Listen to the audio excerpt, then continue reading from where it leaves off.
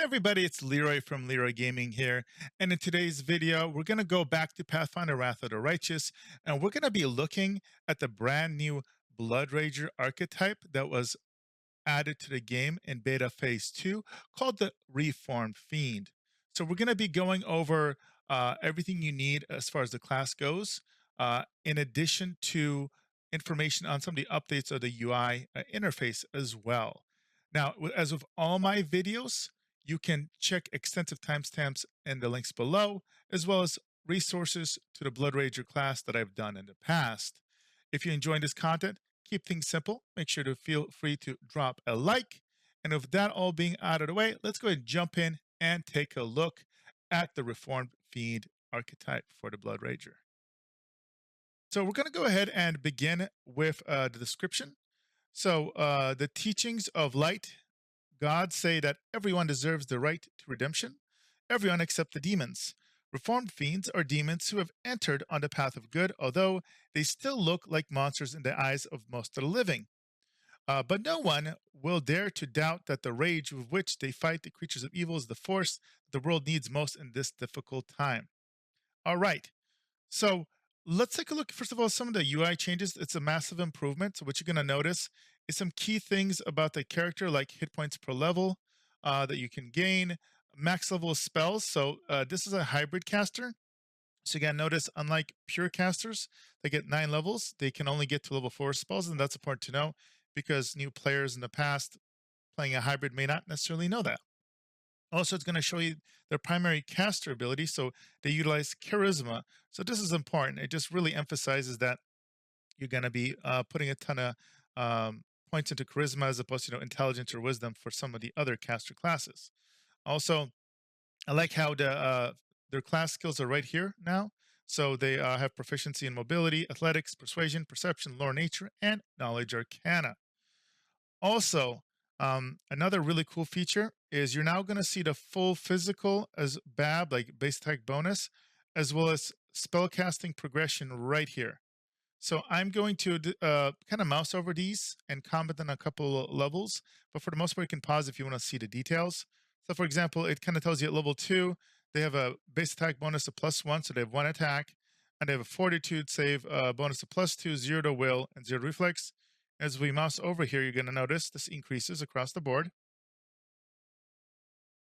And then at certain points, like when you see these big fists, it means that they're going to add another, they're going to start adding extra attacks.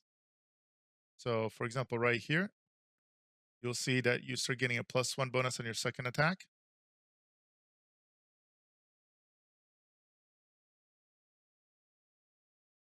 And here we go. And then we start getting, the third attack.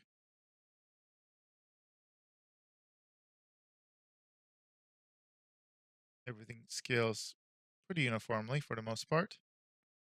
Fortitude save is the dominant save for the Bloodrager. And then you see, for example, level 20, you're going to get those 4 attacks. The highest one is going to be +19 to hit, +14 on the second, +9, and then +4. So it's a -5 per attack.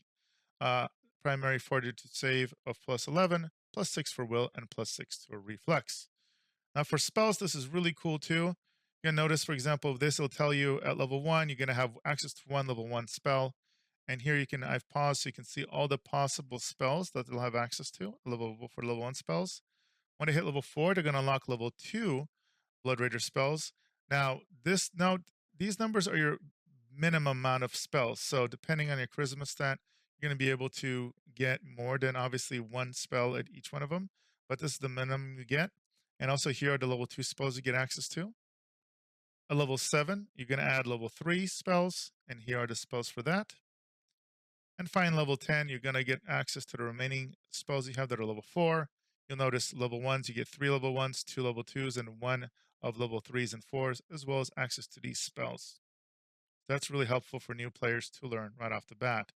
And then as you progress further, you're going to notice you're not going to unlock new spell tiers, but you're going to get more base spells. So you're going to have at level 17, 4 plus level 1 spells minimum, 4 2s, 3 3s, and 2 4s. Now, feature-wise, you're going to notice they also have new notations here, which I really, really like. So you're gonna notice if something is the same as the Blood Rager, there's gonna be kind of no marks. If there's a removal, instead of it just being removed and people being confused, there's a little X, and then the pluses are the additions. So in the description below, you're gonna also get a link to my original video that covers the Blood Rager. So I'm gonna be mousing over the base kind of correct abilities and features that we're used to. So I'll mouse over them. You can pause them, but if you want to hear me read them and go over them, check out that video because I do extensive read-throughs on the basic features. So you can see here, all this is the same Blood Sanctuary. You get the Uncanny Dodge and Improve Uncanny Dodge. You get Greater Blood Rage.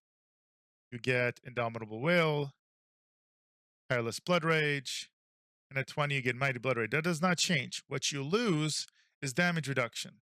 Okay, you don't get any of that feature progression, but you gain some things. So, for example, you get damage reduction Reformed Fiend. So at 7th level, Reformed Fiends gain a damage reduction 3 evil. At 10th level and every 3 levels thereafter, this damage reduction increased by 3 points. Damage reduction can reduce damage to 0, but not below. So basically, technically, the normal Blood Rager damage reduction is against everything, but it only scales +1. This scales +3 each, so it actually might be useful, but specifically, obviously, it's DR evil. So there are more ways to bypass this, or there are ways, as opposed to there's no way to get rid of the damage reduction that the base Blood Rager has.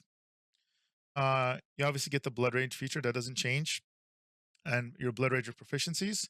You also get Hatred against Evil. At 5th level, Reform Fiends gain a +1 to attack and damage rolls against evil creatures while in Blood Rage.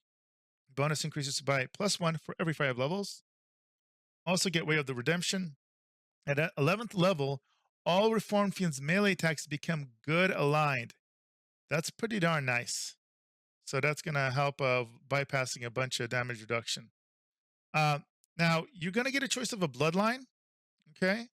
So, so this is kind of weird because you're removing access to a bloodline, but then it's going to, let's see what the wording is different, but then you gain access. I wonder if the wording is different. I don't believe it is. I think it's just, I don't know if this is a typo, but bloodlines dramatically impact what kind of powers you get.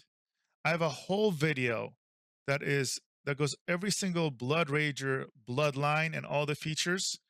I'm going to link that below. Check it out because this does not do justice.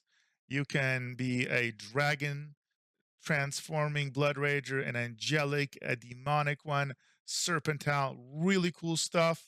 Needless to say, watch that video. It's going to take this to a whole nother level. TLDR, Blood Ragers in general are awesome. This is an interesting variant on that. So that is the new Reformed Fiend bloodline. Again, you have to be a tiefling to do this. You can't be any other race, so it's got a lot of flavor.